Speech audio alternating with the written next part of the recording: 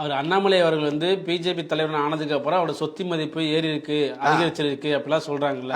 அவர் சொத்து மதிப்பு அதிகரிச்சிருக்கும், அதனால அதோட எவிடன்ஸ் வெளியே வர மாட்டேது. எவிடன்ஸ் இருந்தா தானே சார் அவர் வந்து சொத்து சேர்த்திருந்தா தானே சார். சேர்த்திருக்க மாட்டேன்னு சொல்றீங்களா? நிச்சயமா சேர்த்திருக்க மாட்டார். ஏன்னா நான் ஒன்னே ஒண்ணு சொல்றேன், இன்னைக்கு வந்து பணம் சம்பாதிக்கிறதுக்கு எத்தனையோ வழிகள் இருக்கு, புரியுறதுங்களா? இந்த அரசியல்ல வந்து இந்த சாக்கடை அரசியலை கண்டவன் பேச்செல்லாம் கேட்டுக்கிட்டு கண்டவன் கிட்ட பேச்சு வாங்கிட்டு அரசியல் பண்ணி தான் இவர் சம்பாதிக்கணும்ன்ற அவசியம் இல்லை. ஏன்னா அவர் வந்து மத்தவன மாதிரி அப்பனை வச்சோ பிள்ளைய வச்சோ அவன் இப்ப தாத்தானை வச்சு அவர் வந்து அரசியலுக்கு வரல. இஸ் எக்ஸ் ஐபிஎஸ் ஆபீசர், புரியுறதுங்களா? விஜய்க்கு செட் ஆகுமா இது?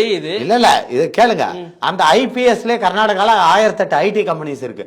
ஒரு ஐடி கம்பெனி கிட்ட கை நீட்டினாலும் அவருக்கு லாக்ஸ் கணக்குல கொண்டு வந்து கோடி கணக்குல கொட்டுவான், குரோர் கணக்குல. அதனால அவருக்கு வந்து இந்த அரசியலை வச்சு சம்பாதிக்கணும்ன்ற அவசியம் கிடையாது. அவர் நினைச்சாருன்னா அந்த ஐபிஎஸ் உத்தியோகத்திலே சம்பாதிச்சு போயிடலாம். அப்படி இருக்கும்போது அவர் இந்த சாக்கடை அரசியலுக்கு எதுக்கு வரணும்? இப்ப வந்து மக்கள் நல்லதுக்காக தான் வந்திருக்கேன். இப்போ நீங்க வந்து நான் வந்து உங்க மேல ஒரு குற்றம் சொல்றேன், புரியுறதுங்களா?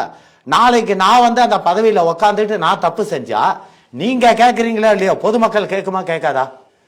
ஏண்டா நீ வந்து அவனை குற்றம் சொல்லிய நீ மத்த என்ன யோகியமா, நீ இவ்வளவு கொள்ளை அடிச்சிருக்கே நீ மத்த யோகியமான்னு கேட்குமா கேட்காதா? அது கர்நாடகாவில் ஆட்சியில அரசாங்கம் அங்க கட்சி ஆரம்பிச்சா கேட்பாங்க. தமிழ்நாட்டில் தான் அவர் என்ன பண்ணாருன்னு தெரியாதுல்ல. எது? அண்ணாமலை வந்து ஐபிஎஸ் ஆபீசரா இருந்தது கர்நாடகால இருந்ததுங்க. ஆனா அவரோட ரெக்கார்ட்ஸ் எல்லாம் இவங்க எடுப்பாங்களே. எங்க இங்க இருந்த ஜெயலலிதா கேஸே கொண்டு போய் கர்நாடகால போட்டானுங்க. இங்க ஜெயிக்க முடியாதுன்னு தான் கர்நாடகால போய் போட்டானுங்க, அந்த அம்மாவை பழி வாங்கணும்ட்டு. சரி, இப்படி சொல்றது அண்ணாமலைக்கு ஓகே, இப்படி செட் ஆகுதுன்னு சொல்றீங்களா? இதே தானே விஜய்க்கும். விஜய் நினைச்சா எப்படி வேணா சம்பாதிக்கலாம், மக்கள் நல்லதுக்கான மக்களுக்கு நல்லது பண்ணணும் தான் வந்திருக்காரு அரசியல். அவர் நல்லது பண்ணணும் தான் வந்திருக்காரு. ஆனால் அவருக்கு வந்து இன்னும் பாத்தீங்கன்னா சினிபில இருந்து எம்ஜிஆர் வந்திருக்காங்க, ஜெயலலிதா வந்திருக்காங்க. எம்ஜிஆர் வந்து முதல்ல எடுத்தவனே சீஃப் மினிஸ்டர் ஆனாரா? இல்ல, அந்த 9 வருஷம் திமுக இருந்து இல்ல அந்த வரலாறே பேசிட்டு வரோம்ல. திடீர்னு மக்கள் எப்படி ஆதரவு விஜய்க்கு நிறைய இருக்கு. நம்ம தமிழ்நாட்டு மக்களை பொறுத்த வரைக்கும் ஒண்ணு தெரிஞ்சுக்கோங்க, புரியுறதுங்களா? பசிக்கு ஒருவன் 10 ரூபாய் திருடி விட்டால் அவனுக்கு பெயர் திருடன்.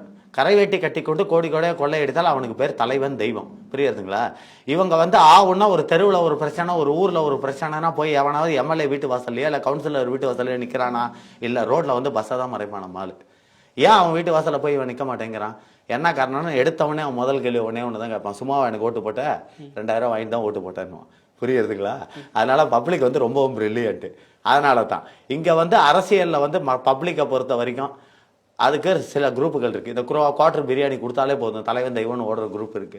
இந்த இலவசம் காசு இதை வந்து இங்க பழக்கப்படுத்திட்டானுங்க.